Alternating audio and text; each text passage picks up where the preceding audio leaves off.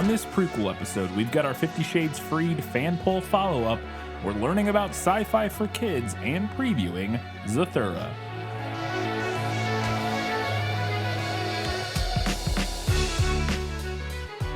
Hello, welcome back to This Film Is Lit, the podcast where we talk about movies that are based on books. It's a full prequel episode. We've got a lot to talk about, so we're going to get right into it with our Patron Shoutouts. I put up with you because your father and mother were our finest patrons, that's why. We have one new patron this week joining us at the $5 Hugo Award-winning level, and that is Gunnar Pearson. Pearson. This name looks Finnish? Danish. One of those Scandinavian countries. Gunnar Pearson. I don't know. But anyways, thank you, Gunnar. Or however, let us know how you, if maybe you're not, maybe this is American, but it just looks. Yeah, maybe. Anyways, thank you for supporting us at the $5 level and getting access to our bonus content. Hope you enjoy that. And as always, we have our Academy Award winning patrons, and they are Matilde, Steve from Arizona, Paul, Kat Ensminger, Jeff Niederhofer, Teresa Schwartz, Ian from Wine Country, Winchester's Forever, Kelly Napier, Gray Hightower, Eli Youngs, Gratch, Just Gratch. Shelby says, get ready for spooky season with It Calls from the Veil and Monsters and Mayhem. That Darn Skag, V. Frank, and Alina Starkov. Thank you all very much. We appreciate it. You're all truly the best. Katie, it's time now to see what people had to say about 50 Shades Freed. Yeah, well, you know, that's just like your opinion, man. All right. Second to last time we ever have to talk about 50 Shades. Yep. Yes, indeed. On Patreon, we had one vote for the book. I suspect I know who that was. One vote for the movie and 6 conscientious objectors. Tim Wahoo said, this series took me in the sea, 9 out of 10. Fair. Yep, there you go. We decided that was bad, though, so that's a weird... Maybe they mean... like, taking some... Never mind. I'm just saying those two sentiments contradict, but whatever. Yes. Bridget of Hestia said, the movie wins, but only slightly. I wanted to paraphrase the Lord of the Rings drums in the deep, they are coming passage for the obvious homophone at the end. But as was pointed out, damn near everyone involved in the book and movie seems to have been exhausted by the experience, and I am too. 2 fun notes. During the discussion about 75 miles per hour isn't that fast, I was commuting home on I-95 and doing 75 in the slow lane at the start of rush hour. So yeah, ELJ has clearly never driven on American highways. Mm-hmm. Also, similar to Katie's idea, my wife and I both agreed to leave obey off our wedding vows when we tied the knot 8 years ago and have stuck to that ideal ever since. Yeah, I feel like it's a weird thing to include. It's a very weird thing. There's an antiquated wedding vow. Lost Remote Control said, I love you guys and your breakdowns, but this has been the only series I've struggled to listen to. Listen, we struggled too. We struggled. So I am just glad it's over, as are we. Mm-hmm. Also, Audi R8 starts at 150,000, while McLarens start at over 300,000. Yeah. Yeah. I was just saying, I feel like, yeah, in the realm of luxury cars, an Audi R8 is on the lower end of luxury cars. Yeah. But I will say, in retrospect, I do think it kind of makes sense that Christian has discerning tastes. So I feel like he's not the guy just to buy the most expensive car because it's the most expensive. Not that he wouldn't buy the most expensive car if he wanted it. Right. Just that, like, I don't know. He clearly likes the Audi. Yeah, so I think it tracks with his character. I will maintain that I think Erica still has a better grasp on fancy, expensive cars than Stephanie Meyer. I would agree with that. Steve from Arizona said, you have done the Flying Spaghetti Monsters work, reading nearly 1,500 pages of dreck and refuse. It was that I much, really, wasn't it's it? really upsetting to see that it all number? together like that. yeah. I really hate that. Yeah. The trees that sacrificed their lives for these books should be avenged. Where are the freaking Ents?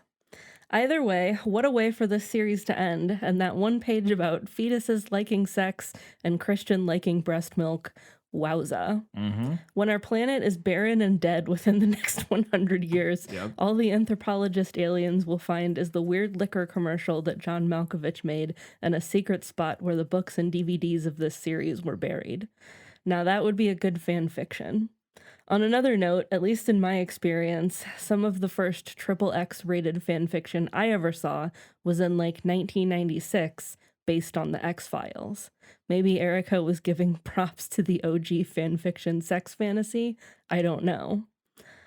You know, it's a nice idea, but given who Erica is, I doubt she was paying homage to any other fan fiction. I believe the one of the main places fan fiction started, and what I think probably holds the claim for OG fan fiction, which we may have discussed on here before, is in relation to Star Trek. Yes. Which was modern fan fiction started with like the Star Trek zines. Yeah, and then back specifically in the day. there was a thing very early, like back in the 60s or 70s, slash fic with Spock and Kirk was like a whole big thing. Yeah. So, but as we also learned, she didn't know fan fiction existed.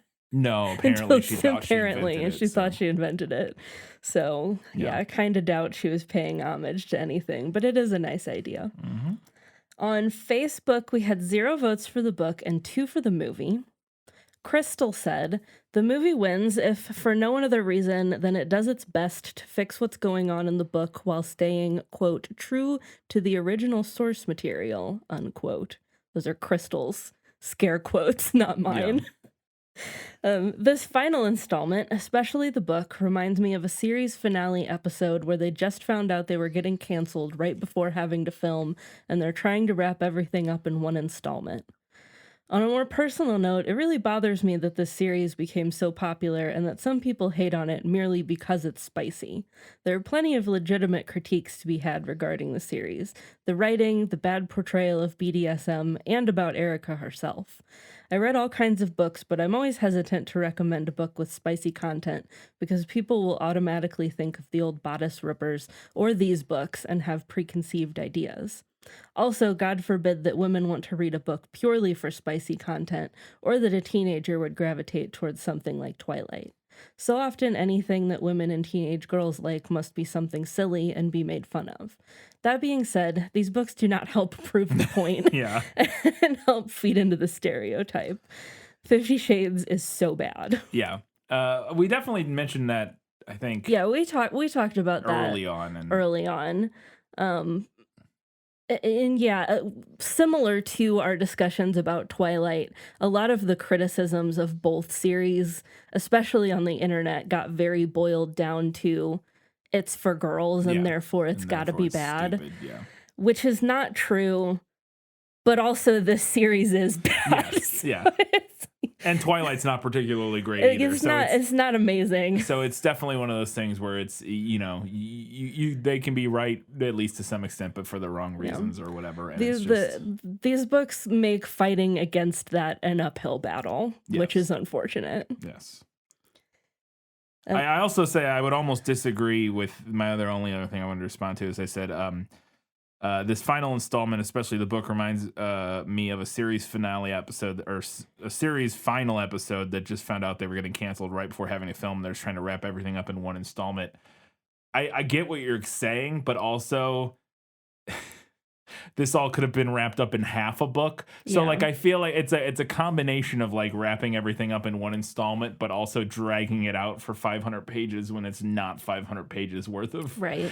Like it's such a, I do. It is interesting because the book, it drags everything out and it, like you mentioned in your final verdict, it has to resurrect certain conflicts and keep puppeting them around, even though they've been quote unquote resolved. Yeah.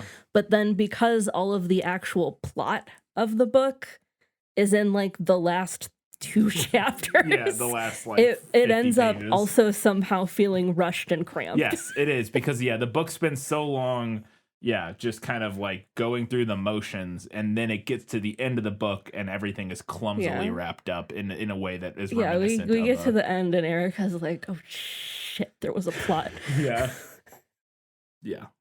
Anyway, Andy said, it's the movie again for all the same reasons. The relief of basic competence and the absence of James' prose descriptions and inner monologues. I liked that we met Boyce Fox and saw the finished book. For a very brief moment, there was a hint of another version of 50 Shades, where the story had an interior life, where there could have been overlapping elements, or a sense of a world behind the characters. Of course, it was immediately interrupted by an infuriating story beat that went nowhere. Finally, my brain never took any of the problematic elements that seriously in the previous films because of how shallow and soapy it was, but it got me this time. Christian used the playroom to actually punish Anna, angrily and without consent. That's already bad enough on top of her having done nothing, and being recently traumatized by the home invasion. At that point, they either have to break up or acknowledge that abuse occurred and have it loom over the rest of the story as they struggle to come back from that incident in every way. Maybe my brain is broken now, but on watching this the second time for the pod, it just felt as if a person had been hit in anger by their partner, and I struggled to find it all dumb/funny after that. In conclusion, for the whole trilogy, writers can and should address taboo, portray fantasy that is unconventional, and explore the darker corners of the human psyche. E.L. James simply doesn't have the skill or patience of thought to do it. The first film almost saves it in adaptation, but it was a losing battle of severely diminishing returns. I mean, I would agree with most of, like, pretty much everything there, in general. Very well said. I also tacked on here Andy's comment about you predicting the plot of the third movie. And we couldn't figure out what I had. As we finished recording, we were like, I'm not even sure what I predicted. So this is what Andy said. In the previous episode, Brian made a point of remembering to talk about the moment where Jack is watching the party from afar, and how in the book he's talking about his super memory and reading knowledge. Brian laughed and said it felt like he was getting set up as a supervillain. I described that as predicting what the final movie is completely hung on. All the tension and structure in that film comes from Jack being a super spy with mad plans, hacking the HQ, breaking into the house, and getting caught as part of the plan like the Joker, then the kidnap plot, and he even gets a surprise origin story where he was nearly Christian, etc. For me, all the plot points about the relationship, wedding, baby, etc. are just brief, cursory moments that feel disconnected, are barely explored, and then resolved in the last second. So when Brian made that observation about Jack, I laughed out loud and thought, yeah, that basically is the whole film. You know what's interesting now that I think about it? I forgot the detail about him having like a super memory. Yeah. Does that even doesn't matter? Even, really? No, I don't think it ever other comes than up he again. remembers his childhood and Christian doesn't, like the that they were together. Right. You know what I mean? I mean, I don't think that makes it a super memory. No, that's just like Christian has repressed those memories because of trauma and like most people can remember their childhood. Yeah, at least to some extent would remember, a kid they were in foster care with for a couple of years. Like you would probably remember them at least to some extent. So yeah, it does seem kind of strange that was. I mean, like I remember kids I met at like summer camps and shit that I hung out with for like a week. So yeah, it's very interesting. Doesn't seem like a super memory to me. Because I feel like we don't use that skill in the book. No. At all. I will say, did I miss something? What part of his plot involved him, or did I misinterpret? Was there some aspect of his plan that came with him getting caught as like part of the plan? Yeah, I'm not sure. That was not how I interpreted it either. Because I was like, he gets caught, but then there's nothing that comes from that. Is there? I don't know. I didn't. You could. I guess. Way.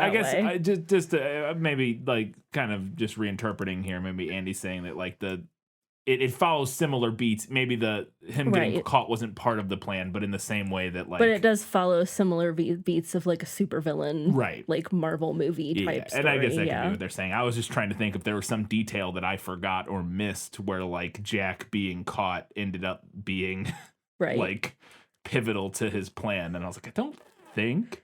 If it is, I missed it. Yeah, I if it is, I missed it as entirely. well. Trying to think, because he gets caught and then afterwards he gets out and immediately kidnaps Mia. Yeah. But there's nothing him being caught would. Right, because the only thing I can think of that comes out of him getting caught is that we find out who paid his bail. Who paid his bail. Which also doesn't matter. Doesn't matter and isn't part of the plan. It's just that ends up being somebody. That's a terrible. Yeah. And again, a thing the movie wisely just ignored. We're just gonna pretend that didn't happen. But anyways, okay. Sorry, I was just trying to think. The surprise backstory, that is very super villain though, Yes. and I didn't think about that. But that is like a really. Oh, actually, I was in the orphanage with you. Yeah. I've been your enemy all along. Yeah, and then Batman's like, wait, what? Who are you? This is very similar to the Riddler in the Batman movie where he's like, we're working together or whatever, and he's like, what? Yeah.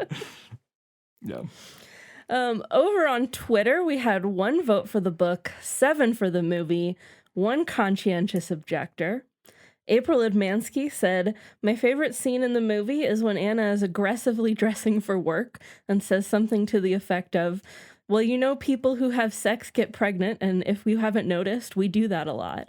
Slay, girl. I mean, it's true. Can be true.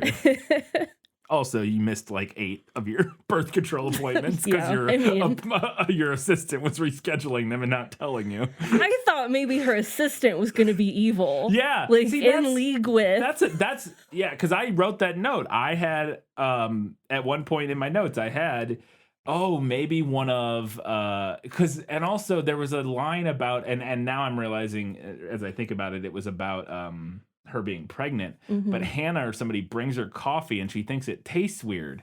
And I was like, are we going to find out that Hannah or somebody is like poisoning her? Slowly poisoning her. Yeah. And then I'm realizing, it was just another pregnancy thing. But like, I actually had that note about Hannah, or I said Elizabeth, so I did kind of call that in my notes. But I was thinking maybe Hannah being evil, but... Nope. No, if only it could make so much sense. Anyway, Kelly Napier said, the movie, now if you'll excuse me, I need to go Men in Black this whole experience from my brain. Neuralize it. Yeah. And Shelby's Ready for Spooky Season said, when this summer series was announced, I challenged myself to find something positive to say about the 50 Shades saga. So here's my big kudos for 50 Shades. I hope you're all sitting down for this. I can tell what order you're supposed to read the books by the titles alone. No Google search necessary. Plenty of sequels try to build on what happened in the first book, and one of the popular ways to do that is by making the second book darker. At the same time, being set free is a popular theme for finales. The original cover art for Mockingjay is another example of this. Freed, as in it's over. The characters are free, the readers are free, and most importantly, Katie and Brian are free. You did it. There's no more 50 Shades lurking in the shadows, waiting to strike. What a great wedding present to give yourselves. Absolutely. It will not. It does not loom over us for the rest of our lives until we finally cover it. You're right, and that is a very good point. You absolutely can tell. I had that thought too while we were reading them. I was like, these are very aptly titled. Yeah, because a lot of time, like a comparison, I think we joked about it when we did First Blood. But like, if you try to look at like the First Blood movies and figure out like the Rambo movies and try to figure out what order to watch those in, you would never. It's like First Blood, Rambo, First Blood, Once Removed, Last Blood, Final Last Blood. Like they're just, it's like nonsense. You would never know. Rambo 3, there's just like a random number 1 in the middle of it. But these 3 are incredibly straightforward. So that's something. There you go. On Instagram, we had 2 votes for the book and 4 for the movie. And Life's But a Song Pod said, the movie, because the movies polished the turds that are the books. And I mean that for all of the movies. Yes, indeed. For signing in at the end here to retroactively give a vote to all of the films. Well, we appreciate it. It was the final tally. Our listener poll's winner was the movie, with 14 votes to the book's 4, plus 7 conscientious objectors. Yep. So the movie, I believe, won every poll for the series. Yeah. Quite handily, I think. Fantastic. All right. Almost done and ready to close the book on 50 Shades. We have one more bonus episode coming, as we mentioned, talking about the portrayal of BDSM in 50 Shades and how poor it is, among other things. So look out for that in the coming weeks. But now it's time to learn something. We're learning about sci-fi for kids. No matter what anybody tells you, words and ideas can change the world. It's for kids. Not It's for Kids. I remembered the reference that my brain is it's as a Scrubs reference. Where janitor is inventing things and he has a knife wrench. And it's just a wrench with a knife duct taped to it off the back end. And he's like, knife wrench for kids. I think that's what that is. And so for kids is always just jumps into my head. Oh, okay. So we've discussed science fiction a lot on this show, both in Learning Things segments and during episodes on various sci-fi properties. I wanted to do a little segment on sci-fi specifically related to the genre for a younger audience. In a broad historical sense, sci-fi is a very young genre. Most scholars credit Mary Shelley's Frankenstein with kicking it off, and that was published in 1818. Not that long ago in the grand scheme of things. No, especially not in Yeah, the length of the written word. Yes. Yeah. Literature written and marketed specifically towards children and teenagers is also fairly young in the grand scheme of things, with young adult lit being the younger of those two. Children's sci-fi has developed at a much slower pace than both adult sci-fi and children's stories of other genres, and the relative youth of both of those genres is part of the reason for that. So I want to look real quick at children's fantasy, for example. Part of the reason that fantasy for kids is such a robust genre today is that during the big novel boom of the Victorian era, the popular writers of the day built a strong foundation for it, with books like Alice's Adventures in Wonderland, Peter Pan, and the Oz books. However, the same cannot really be said of science fiction during that era. Now, today, we might see works from writers like Jules Verne and H.G. Wells categorized as children's fiction for a lot of different reasons. Yeah. But at the time of publication, they were considered books for adults. Really, all we have from that era are examples of children's science fiction, kind of. Books like Charles Kingsley's The Water Babies and Frank Elbaum's The Master Key could be, but both of those are arguably like fantasy sci-fi fusions and not really straight up science fiction. And as we've discussed before, though, that that delineation can be tough to... Yes, it can be a little tough. Tough to parse, but yes, I get yes, your point But stands. just because science fiction wasn't being published for kids doesn't mean that they weren't reading it.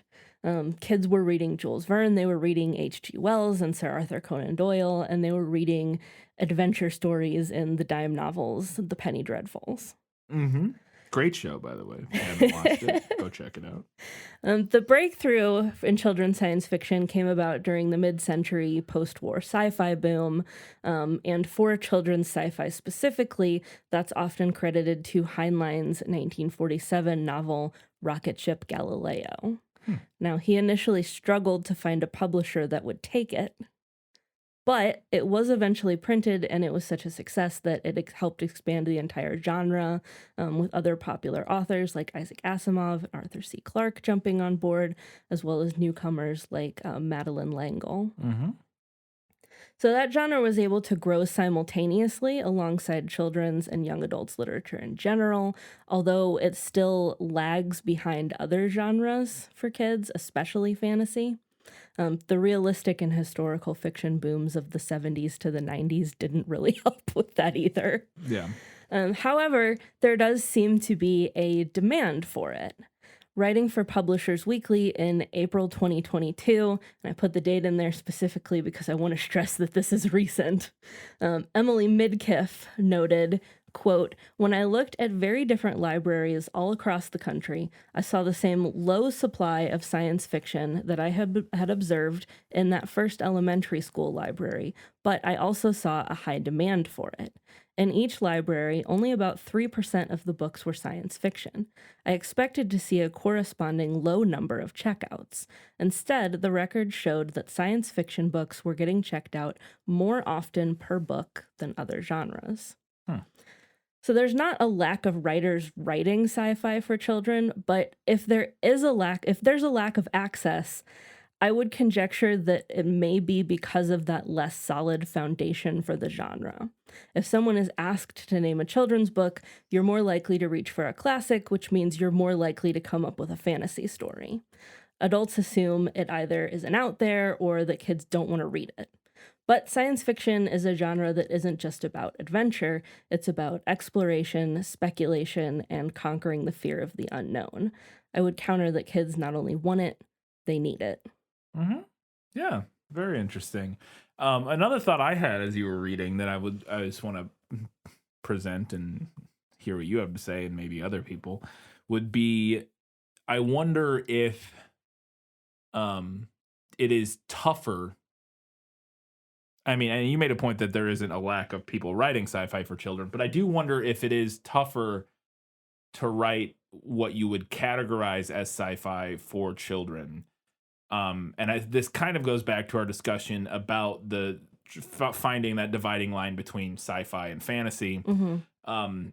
I wonder if it's easier to write fantasy for children because you don't have to explain as much. I think that's in order for it to qualify as that genre. Because a lot of times, because I'm thinking of something like Star Trek versus Star Wars. Star Wars is, people will classify it as sci-fi, but it's kind of more fantasy sci-fi, leaning even almost more towards fantasy. Right, it's wizards in space. Right. Whereas something like Star Trek is definitely sci-fi. And within that, if you had to ask which two of those were more popular with little kids, Star Wars, I would think, would be way more popular. And I think part of that has to do with one of the things that makes sci-fi, at least, again, it's been a long time since we had this discussion, but I think one of the things that makes sci-fi is exploring the technology and explaining it to some extent. And that requires at least some amount of getting into the nitty-gritty of, like, how it's, like, what's going on and why. Whereas maybe it's easier to, when you're doing magic or whatever, if you're doing like a fantasy setting, you can just sort of hand wave it a little easier and not have to, and thus makes it easier for children to digest. Now, obviously that's not entirely true, because I would classify something like Ender's Game as sci-fi for children, or at least for very young adults. And that definitely gets into it. And like I said, I'm not saying it's impossible or anything like that. I just wonder if that doesn't play at least some part in, like, I have to imagine it's difficult, maybe more difficult to write sci-fi that kids can understand and digest and enjoy versus writing fantasy that kids can understand and digest and enjoy. Yeah. I think it's maybe a bit of like a self-perpetuating thing, like, because there has always been sci-fi for kids. We just fantasy. Yes, there has always been fantasy for kids. We just kind of like keep making it. Yeah. No, and that's fair. Like I said, there's plenty of big books that prove you can write sci-fi for kids, things like Ender's Game and other stuff. So it's not like it's not like it's impossible or anything like that. It's just, it's interesting. Very interesting. All right. We have a great example, though, of sci-fi for kids in Zathura. Lisa, I need you to look after your two favorite people in the whole world. You're dead! I'm sorry. Keep your eye on them, make sure they don't burn down the house. Dad, okay? Annie! Where are you? Zathura, will you play with me? Read this for me. Meteor shower. It says thank you, base.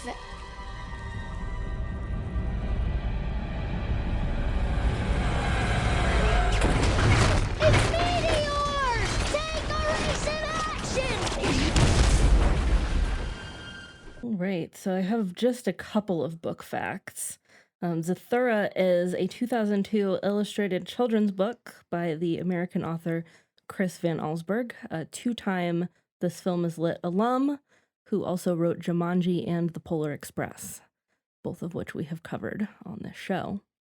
The book is a sequel, according to Wikipedia, more on that in a minute, to the 1981 children's picture book Jumanji, and there are visual and textual references to Jumanji in Zathura.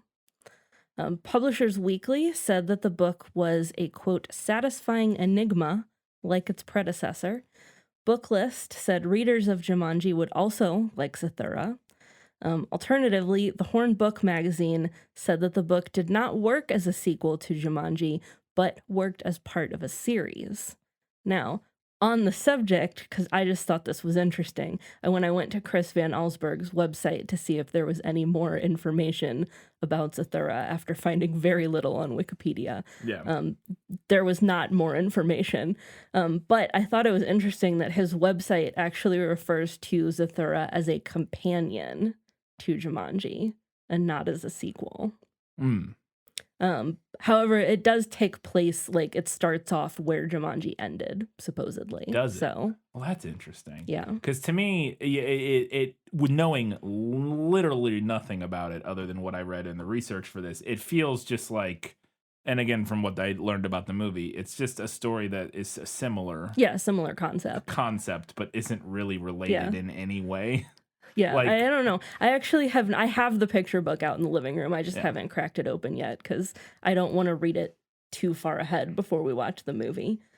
And it's a picture book, so I can do that. I mean, that also may depend on what you like. This may boil down to what people mean when they say sequel.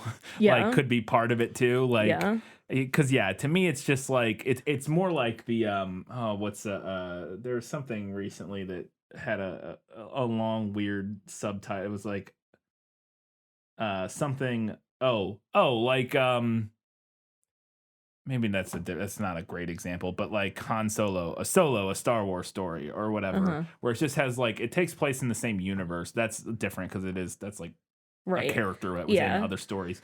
But I mean, to me, it's a similar conceit that takes place in a universe where the same thing can happen in a different way. Yeah. But isn't maybe... Well, and I say that, I don't know, maybe there are characters. To me, for it to be a sequel, you would need to have some sort of cohesion of characters or some elements of the story that are like carried over, something other than just like, hey, this is kind of like the other thing that happened previously, but it's all new characters. It's like I think in the movie it's a video game instead of or maybe it is a board game. I don't know.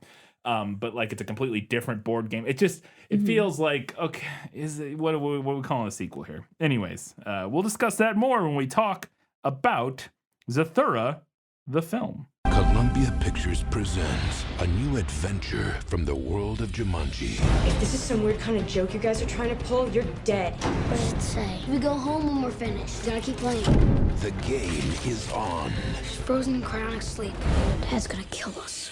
The danger is real. Your robot is defective. We don't even have a robot. That's your robot? Dude, you're just jealous because I have a robot and you don't. Zathura, A Space Adventure, is a 2005 film directed by Jon Favreau, known for Elf, Iron Man, Chef, The Jungle Book, The Lion King, and The Mandalorian, among other things. You've probably seen a lot of those things. If you haven't, go check out Chef. Very good movie. It was written by David Koepp, who's known for a couple things we've done. Jurassic Park, Stir of Echoes, also did Mission Impossible. And John Camps, who wrote the Mighty Morphin Power Rangers movie, the original one, or I say original, the one back in like the 90s. The Borrowers, another movie I forgot from my childhood. Gosh, we could do that. That's a book. Is it? Yeah. I saw this and I was like, that sounds familiar. I clicked on it. I was like, oh my goodness. I had like a mind flood of like, I remember watching that as a child and haven't seen it since I was like 7 probably, or whatever year it came out. And Premium Rush. The film stars, pretty limited cast actually, Josh Hutcherson, Kristen Stewart, Jonah Bobo, Dax Shepard, Tim Robbins, and Frank Oz. There are a handful of other people, but those are all the big names. It has a 76% on Rotten Tomatoes, a 67 on Metacritic, and a 6.2 on IMDb. And it made $65 million against a budget of $65 million. That's so rough, not buddy. great. Yeah, not great. Although it was nominated for 2 Saturn Awards, which are the Academy of Motions of Fantasy, Sci-Fi, and Horror Film Awards or whatever. It was nominated for Best Fantasy Film and Best Performance by a Younger Actor for Josh Hutcherson. Talking about the fact of whether or not it's a sequel, Jon Favreau has discouraged the notion that Zathura is a sequel to Jumanji, as he did not particularly like the film Jumanji, apparently. Oh. But the studio did, in fact, market the film as taking place in the same universe. And I'm not sure why we know this, but Jack Black considers it the second installment in the Jumanji franchise. I'm guessing, after I thought about it for a second, that this was something somebody asked him on like a press junket for the newer Jumanji movies. Yeah. Because he's in the Welcome to the Jungle and whatever. Yeah, the video game ones. Yeah. So I'm assuming at some point somebody asked him, like, what do you think of Zathura? And he's like, well, it's the sequel, right? Or the second in the series. You know what? I'm willing to cede to Jack Black's opinion. Yeah, I'm on board. I'm on board. So, going into making the film, Favreau, coming off the success of Elf, he had a fair amount of pull because Elf was this gigantic hit. Right. And he wanted to make this movie, and he championed the use of practical effects in the film, and actually ultimately would get that wish fulfilled, which I did not know, and I'm very excited about. I had no idea. I literally don't know if I've ever even seen a trailer for this movie. I don't know anything about it, other than I've only ever heard, like, it's Jumanji in space or whatever.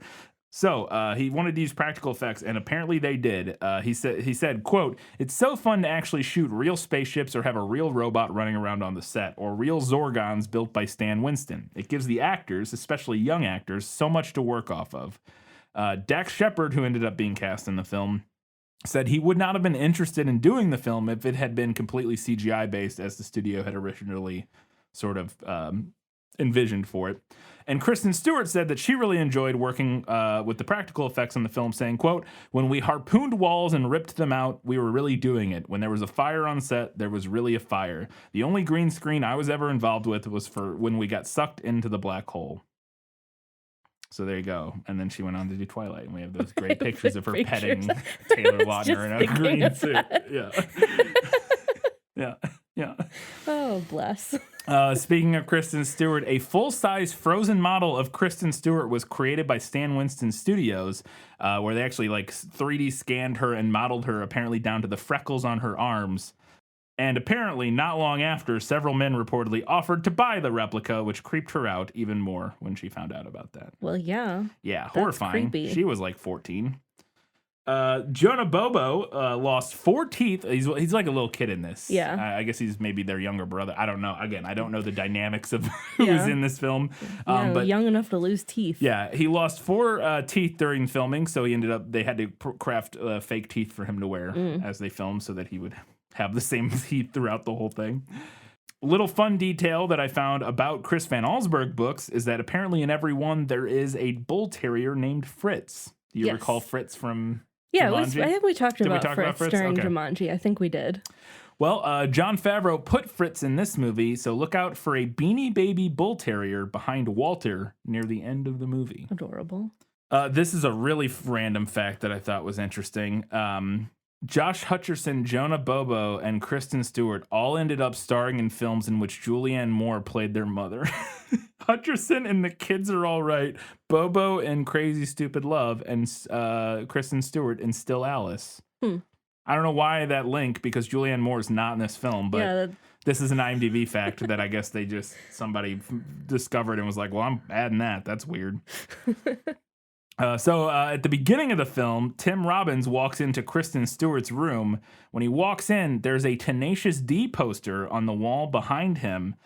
Tim Robbins would go on to play a part in the film Tenacious D and the Pick of Destiny a year after this film came out, and Jack Black would eventually join the Jumanji universe more than a decade later. So it all comes full circle.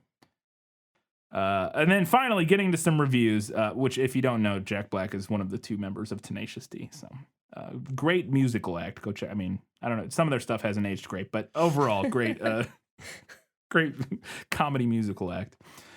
And finally getting to some reviews, very positive reviews overall. Justin Chang of Variety magazine said, quote, arguably the best adaptation of a Chris Van Allsburg book to date. Wow. And and praised, quote, Favreau's amiable, low-key sense of humor and assured handling of well-trod emotional territory.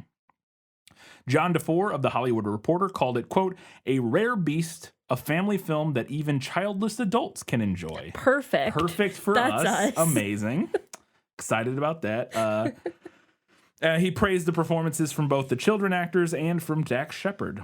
Stephen Holden of the New York Times said Zathura richly gratifies the fantasy of children, quote, not just to play a board game, but to project themselves into its world.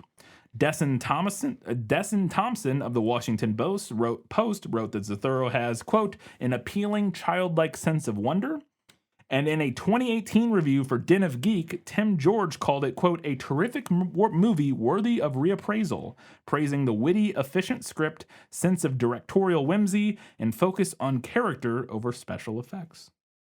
And finally, Roger Ebert of the Chicago Sun-Times gave it 3 out of 4 stars, praising Favreau, and wrote, quote, Zathura lacks the undercurrents of archetypal menace and genuine emotion, but it works gloriously as a space opera, end quote. All right. So there you go.